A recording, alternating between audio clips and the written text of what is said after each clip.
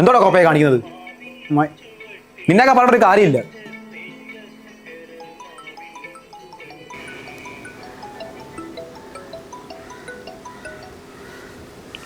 അമ്മ മോനെ പോയ കാര്യം എന്തായി? അത് അടുത്ത ആഴ്ച ചെല്ലാൻ പറഞ്ഞമ്മ ജോയിൻ ചെയ്യാനായിട്ട്. ഈശ്വര, രക്ഷപ്പെട്ട്.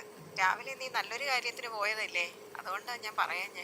എടാ, രാവിലെ ബെന്നിച്ചേട്ടൻ വിളിച്ചായിരുന്നു. എനിക്ക് ആക്കാൻ പറ്റില്ല, വീട് അങ്ങേരുടെ പേർക്ക് എഴുതി കൊടുക്കണമെന്നാ പറയുന്നത്. ഇനിയിപ്പോൾ അത് വേണ്ടല്ലോ, അവൻ ഉറങ്ങുന്ന മണ്ണല്ലേടാ. മോനെ നീ കഴിച്ചായിരുന്നോ? ആ ഞാൻ കഴിച്ചായിരുന്നമ്മ. അമ്മ കഴിച്ചോ? ആടാ കഴിച്ചായിരുന്നു. മോള് രാവിലെ അപ്പവും മീൻകറിയും കൊണ്ടു തന്നു. ശ്രുതിയുടെ വീട്ടിൽ നിന്ന് വിരുന്നുകാർ വരുന്നുണ്ട്. അമ്മ പോയില്ല എന്നിട്ട്?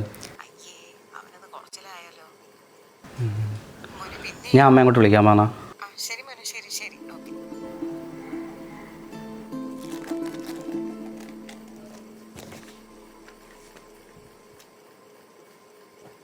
തീർന്നോ നിന്റെ കലപ്പ്?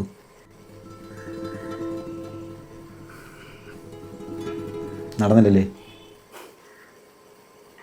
എവിടെ പോയാലും സ്ഥിരം പല്ലവി, അടുത്ത നോക്കാം. അടുത്ത നോക്കാനാണ് ഞാൻ കോമഡി വേഷം കിട്ടി നടക്കുന്ന എന്തിനായിരുന്നു? അപ്പനടുത്ത് കടം തന്നെ ഇപ്പോൾ ഒരുപാടായി. ഒന്നും അറിയണ്ട, ചത്തോ ജീവിച്ചോ എന്നൊന്നും. കയറി അങ്ങ് തൂങ്ങുകയും ചെയ്തു. അവസാനം ഈ കടമൊക്കെ എൻ്റെ അറിയാറ് പണ്ടാരം. എടാ, നീ ചേച്ചിയെടുത്ത് ചോദിച്ചു നോക്ക്. ഫസ്റ്റ് അതും അപ്പം ചെയ്ത പണിയാണ്. പഠിച്ചുകൊണ്ടിരുന്ന പെണ്ണെ പിടിച്ച് സർക്കാർ ജോലി തേങ്ങ വാങ്ങാമെന്ന് പറഞ്ഞ് ഒരുത്തനെ പിടിച്ച് കെട്ടിച്ചു കൊടുത്ത്. അവനാണെങ്കിൽ ലോക സഹിക്കും. അത് ചെയ്യരുത്, ഇത് ചെയ്യരുത്. അപ്പം ചത്തതിന് ശേഷം കടം മൊത്തം തലയിലാവെന്നും പറഞ്ഞ് ഞങ്ങളെ അവിടെ അടുപ്പിക്കാറില്ല. ആയി. എടാ, നീ വിഷമിക്കണ്ട, ഇൻ്റർവ്യൂ ഒക്കെ ഇനിയുണ്ടല്ലോ. Be cool man. ഇൻ്റർവ്യൂ ഒക്കെ ഒരുപാടുണ്ട്, പക്ഷെ നമ്മളെ ഒന്നും ആർക്കും വേണ്ട. ചിലപ്പം തോന്നും അപ്പം ചെയ്തേക്കാ ശരിയെന്ന്. ആ അതെ, തൂങ്ങിച്ചാത്ത പിന്നെ പ്രശ്നമെല്ലാം അങ്ങ് തീരുമല്ലോ.